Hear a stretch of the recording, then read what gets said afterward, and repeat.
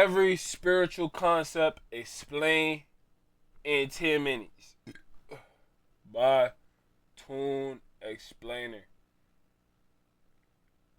Let's get into it, bro. The word itself literally means not to, which already sounds suspicious, because when you look around, Oopsies. Okay.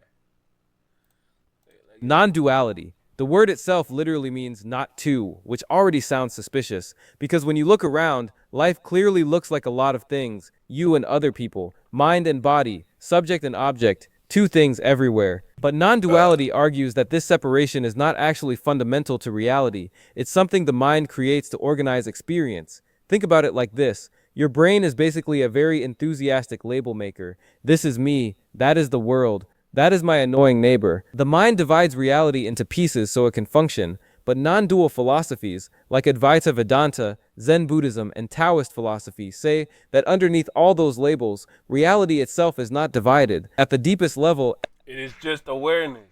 Non-dualism comes from the fact that we are all just awareness. We are all just one, which is awareness. That's it. Now, when it comes down to experience and awareness trying to experience itself, experience itself, that's when it starts splitting up into all these categories and all these labels. But really, deep down to its core, all we are is awareness. That's it. We are all consciousness having we are all consciousness. We are all awareness having a human experience. everything is part of one unified existence or consciousness. A classic example they use is the ocean. Imagine waves on the surface of the sea. Every wave looks separate, different size, different shape, but none of them are actually separate from the ocean. They are just the ocean appearing as waves. Non-duality says reality might work the same way. People, animals, planets, galaxies, all the different things we see could just be different expressions of the same underlying reality. So from this perspective, the divisions we experience in everyday life are useful for survival, but not necessarily how reality works at the deepest level. Ego death. This is one of those spiritual terms that sounds way more dramatic than it actually is. The name alone makes it sound like some kind of mystical assassination. But no, nobody is spiritually dying, at least not in the literal sense. In psychology and spirituality, the ego simply refers to the part of your mind that creates your sense of identity. The voice in your head that says things like, this is my personality, this is my story, and this is why I'm right and everyone else is wrong. Basically, the ego is your brain's main character narrator. It organizes your memories, beliefs, roles, and personal identity into one continuous story. Without it, life would feel extremely confusing. But many spiritual traditions say that this identity is not the deepest part of who you are. It's more like a mental construct, a useful one, but still a construct. Ego death refers to moments when that sense of identity temporarily breaks down or dissolves. For a brief period, the mind stops strongly identifying with its usual story of me. The constant narration quiets down. The boundaries between self and experience can feel less rigid. This can happen in different contexts: deep meditation, certain mystical experiences, near-death experiences, or, in some cases, powerful psychedelic experiences. During ego death, people often report feeling like their normal identity disappears for a while. Not in a scary way, although it can feel weird at first. Imagine an actor who has been playing the same role for so long that they start believing they actually are the character. Then one day they step off the stage and remember, oh right, I'm just the actor. That's the basic idea behind it. This is what I mean. Our personality is just the act. Our personality, our persona is just the act, is the mask. I guess the ego would be the one that helps us really get into that character. It is the one that helps us really identify and get into that character. But our persona and our personality is just the act. It is just the actor. It is just the mask that we put on. And behind it is yourself. It is the true self, which is awareness. Ego death. The personality doesn't permanently disappear. You still remember your name, you still pay your bills, you still forget where you left your keys. But the experience can create the realization that the identity we cling to so tightly might not be the full picture of who we are. And this will stop people from changing, because they're so not addicted, but they're so, what do I call it? They're so attached to who they are at the moment. I think the reason, like, I've been attached to an identity, but it was always almost always out of fear for what I wanted to become, but I did not have the gall or the grit to actually change myself to become that, I guess you could say. But yeah, that's when the ego come in though. The ego basically, once you start trying to knock, or once you start changing, that's when the ego it tries its best to stay alive. That's when the ego starts to, really do its thing, I guess you could say. And that's why you see so many people like get defensive about their ideas. Like me myself, like I'll get defensive about, the knowledge that I have, just for the simple fact that I haven't like with certain knowledge, like with certain pieces of knowledge that I haven't converted it into wisdom yet. And it hasn't solidified as truth for me yet. So once it's being attacked or it's being played on, for me personally, that's when the ego starts trying to, defend itself, or it gets, it starts bugging up. Because it's trying to defend the identity, basically. It's trying to defend that attachment to identity. What I usually do though to combat that is I understand that I'm a student at the end of the day, and if I do end up contradicting myself, or there is a belief that contradicts my own belief, then I can come from a point of understanding that, hey, I don't know everything. You know what I'm saying? I can humble myself enough down to understand that I don't know everything, but I do know certain things. You see what I'm saying? So that's an example of like where my ego comes from, or like how a lot of people egos is. But that your ego never really dies though. I hope y'all know, like, your ego never really dies. You never really truly go through an ego death. Your ego it gets reborn. So I was talking about change. What the ego will do, let's say you were in a religion before, and another religion makes more sense to you than the religion that you're in. Let's say there's somebody that's showing you the contradictions of your religion, and you're starting to question your religion. The ego will start feeling attacked because somebody is coming at your worldview that you've accepted as true. But eventually you would once you start seeing the contradictions or whatever going on, you start to go through a change. And once you're going through that change, that's the breaking down of your ego. That's when your ego starts to die. Then once you go through the full change, once you're now onto a new truth, once your old truth disappears, your ego disappears with that old truth. Now your new truth comes into play, in a new ego emerges. So your ego never goes anywhere. It's always being reborn. It's almost like it's shedding its skin. You're constantly, every time you change into a new truth, every time you're being put on game, or you're getting enlightened by a newfound knowledge, and you personally are changing because of the game that you're getting put on, or the knowledge that you're getting enlightened by, that is the ego shedding itself. That is your identity, your truth, and your ego shedding itself to come into the new game, or the new piece of knowledge that you've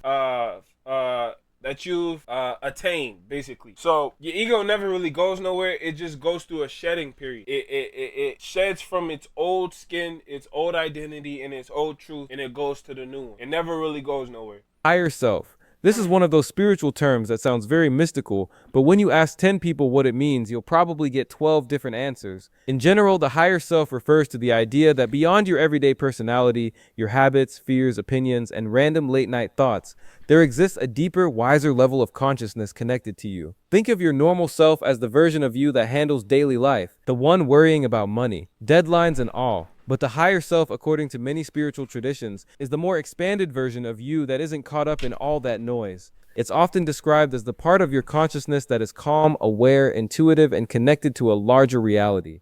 You can find this idea in a lot of different philosophies. In Platonism, it resembles the idea of the soul connected to the realm of higher truth. In Hindu philosophy, it's similar to the Atman, the deeper self beyond the ego. Different languages, same general idea. Your everyday personality might be like the player character in a video game. The higher self is more like the player holding the controller. The character is running around the map, worrying about enemies and missions. Meanwhile, the player is sitting on the couch seeing the entire game screen. Spiritual awakening.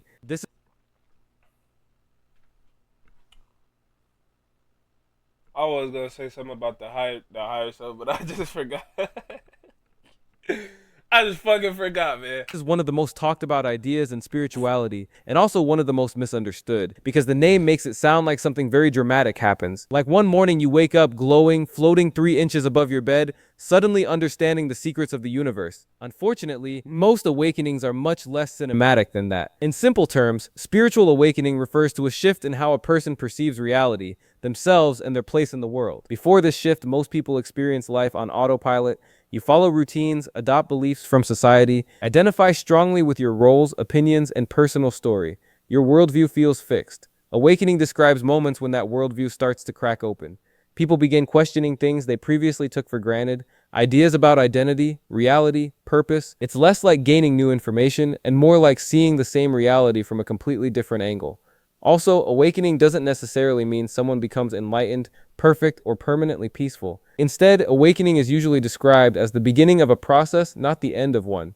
In other words, spiritual awakening isn't about escaping reality. It's about starting to see reality differently, which can be exciting, confusing, and occasionally make you question literally everything you thought you knew. The third eye.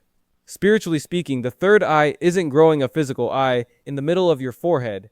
It's a symbolic way of describing a higher level of perception or awareness. The idea appears in several traditions, especially Hinduism and certain Buddhist teachings, where it is associated with the Ajna chakra, located roughly in the center of the forehead. This chakra is believed to represent intuition, insight, and inner perception. The third eye is supposed to represent seeing beyond the surface of things, seeing patterns, understanding deeper meanings, perceiving reality in a more intuitive way. You can think of it like the difference between looking and understanding. Two people can see the exact same situation, but one person instantly understands what's really going on beneath it. The third eye is often used as a metaphor for that kind of inner clarity. In spiritual traditions, practices like meditation, contemplation, and self-reflection are sometimes said to help open the third eye. Karma. Yo, and the funny thing is, bro, people be selling y'all a dream in this spirituality shit. Like, they be making the third eye, they be making, I like to call it the first eye, because really what it is it's just your awareness. It's just your awareness to all things. You, the world around you, and, you know, all things. But they be making it seem like the third eye is some type of... Man, they be making it seem like it's some type of fucking superpower or some shit. Like, you could see some demons or some shit. You be seeing ghosts and shit. I'm like, nah, bro, that is just not what it is, brother. Like, maybe if that's some people's experience, I'll never knock somebody's experience. Like, I'll never knock, you know, yuck somebody's yum. Like, if that's somebody's experience, then, you know, that's somebody's experience. But personally, from what I've seen and heard from other people, the third eye, nobody's gone through like super weird ass changes when they open their third eye. Like, you don't end up seeing ghosts or like, I don't know, you don't like, it's nothing like crazy. It's nothing crazy. You just get a inner sense of awareness. Awareness to yourself, to people around you, and the things around you. It's almost like kind of like how he says, like a deeper understanding of everything. It's like, if, let's say, shit, I don't even know, let's say you see somebody acting up in the anywhere, right? You have one person that'll get secondhand embarrassment, and if you got your third eye open, and you'll understand that there's something underneath it that is, you know, deeper than that. Like, somebody is probably going through it. Like, you know what I'm saying? You'll have a more broader expand sense of like of understanding, basically behind like the surface level. You'll have a deeper understanding of shit beyond like surface level understanding. And even if basically, and it gives you the option to be able to look at things from a surface level understanding as well. Like, I know for me, like, the thing I used to struggle with a lot was trying to read into something that didn't need reading into, or to try to, like, how do I say this, like, overthink shit that didn't need to be overthink. You know, the times that I do have my third eye open, I usually look at things for what it is. Like, I like, if somebody do me crazy, I'll evaluate whether if it's just, all right, did they do me crazy, or is it like, you know, like, what is it? Like, I don't know, the best way I can explain it is like, you just see things for what they are instead of seeing things for how you want to see it. When the first eye is open, see things for what they are instead of how you want to see it. You have a sort of clarity about who you are, who other people are. There's no more confusion. You know, you have an understanding of your place in this world and the place that and how you your place in this world. Yeah, bro. The third eye ain't nothing. It's definitely divine, but it's nothing like crazy, bro. It's really not. It's just a deeper understanding. Most people think karma simply means what goes around comes around, like some kind of cosmic revenge system. You cut someone off in traffic, and the universe immediately schedules your tire to go flat. But in its original philosophical context, karma is actually a lot more nuanced than that. The word karma comes from Sanskrit and literally means action. In traditions like Hinduism, Buddhism, and Jainism, karma refers to the idea that actions, especially intentional actions, create consequences that shape future experiences, not just externally but internally as well. Every action you take leaves an imprint on your habits, your character, your tendencies. Think of it like mental conditioning. If someone repeatedly acts with anger, selfishness, or cruelty, those behaviors slowly shape the type of person they become. On the other hand, actions based on compassion, discipline, and patience tend to shape a very different kind of mind. So karma is less like a supernatural punishment system and more like a law of psychological and moral cause and effect. God. Well, God is whatever you think God is. Because every time humans talk about God, they're not describing something they've all seen the same way. They're describing something filtered through their own perception, culture, and mind. Think about it. A Christian might describe God as a personal father. A Hindu might... I always said this, bro. Like, from like when I was real young, I had this realization that, bro, like, God is just perceived through people's minds based on where they're from. So if you're from more of the western side of the world, you've probably experienced God in a whole different way. If you're more on the eastern side of the world, you've experienced God in a different type of way. If you're on the southern side of the world, side of the world, you've probably experienced God if you're on the northern, you see what I mean? It's the same thing for like dragons. You see how in like the western world, like old medieval times, they depict dragons as, these winged creatures who breathe fire and goddamn, they're lizard-like and all types of shit. Then once you get to like Asia and them, they depict it with no wings. I don't know if it breathes fire, but the depictions almost are similar, but it's different. You see what I'm saying? That's how I see it with God. Like, people will have kind of the same concepts, but it's explained different. It's just because they've experienced it different. So God can be explained the same way, but just explained different. It's almost giving you the same gift, just packaged in a different package. You see what I'm saying? Describe God as an infinite consciousness. A Taoist might say God isn't even a being at all. An atheist might say the idea itself is human-made. Same word, completely different meanings. So what's going on? Philosophically, this idea isn't new. In Immanuel Kant's philosophy, he argued that humans never experience reality directly. We only experience reality as filtered through our perception. What we call truth is always shaped by how the mind interprets it. So if that applies to objects, it definitely applies to something as abstract as God. Then you have Ludwig Feuerbach, who took it even further. He argued that God is essentially a projection of human qualities. People take their highest values, love, power, justice, and project them outward as a divine being. In his words, when people describe God, they're actually describing an idealized version of themselves. Then comes Friedrich Nietzsche, who introduced the idea of perspectivism.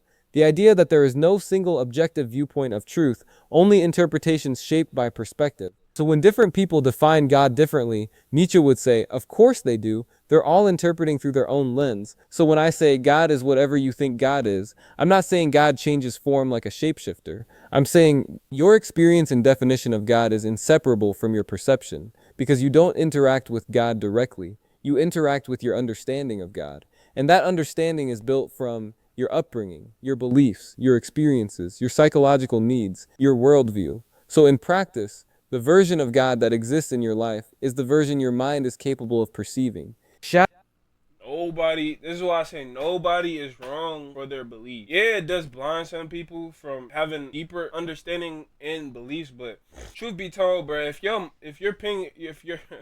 I can't speak for shit. If your finger is pointing to the moon, then that's your truth. You're not wrong. That's all that matters. And for those who don't understand what I mean by if your finger is pointing to the moon, if you have a spiritual practice that works for you, that helps you embody a higher, or what you consider a higher version of yourself, then that's all that matters. Whether you believe in God, whether you believe in Allah, whether you believe in Brahma, the three gods, whether you believe in the Holy Trinity, whatever you believe in, bro, it don't matter. As long as you have a spiritual practice that aligns yourself to your higher self, that you could always go back to when you have a fall, or when you make mistakes, you could always go back to this higher self, or this higher being, or the spiritual aspect of yourself. That's all that matters, bro. We all gonna have our falls. We all gonna have moments of time where we kind of give in more into our animalistic aspects of ourselves. We're gonna give into more of our wicked heartedness than, the aspects that we wish we want to. But as long as you have a practice that helps you tap back into that higher self, that helps you tap back into your awareness, then that's all that matters, bro. Again, Jesus was the best description, or the best example for y'all to follow, or for y'all to understand what the higher self is. My definition of the moon would be just how Jesus was, like being Jesus-like. As long as you have a practice and a way of being that has that a way of being that gets you to that Jesus-like state, to that Christ consciousness, then it don't matter what you do. As long as your finger is pointing to the moon, it don't matter what the fuck you do. You're not wrong in your experience. You're not wrong in your perceptions. You're not wrong at all. It don't matter, bro. It only really, to be honest, for me, it only becomes wrong once you start trying to force other people, or you start pointing at other people and telling them that they wrong, or you start telling other people that they just, or they stupid. I'm sorry. Oh shit. Let me chill. That they stupid or something. You see what I'm saying? That's when shit start getting rocky. That's when it's like, all right, well, you're more of a fool than you're making yourself out to be. But once you get to a deeper understanding that nobody's wrong in their experience. Nobody is, as long as they got a spiritual practice that helps them become their higher selves. That's all that really matters, bro. Don't matter what religion you go into. It don't matter if you even choose a religion. It don't matter, bro. As long as your finger is pointing to that moon, that's all that matters. Shadow work. This idea actually comes from psychology, specifically from the Swiss psychologist Carl Jung. Jung used the term shadow to describe the parts of our personality that we hide, suppress, or reject. These are traits, emotions, or impulses that don't fit with the image we want to have of ourselves. Anger, jealousy, insecurity, selfishness, sometimes even talents or desires we were told were unacceptable.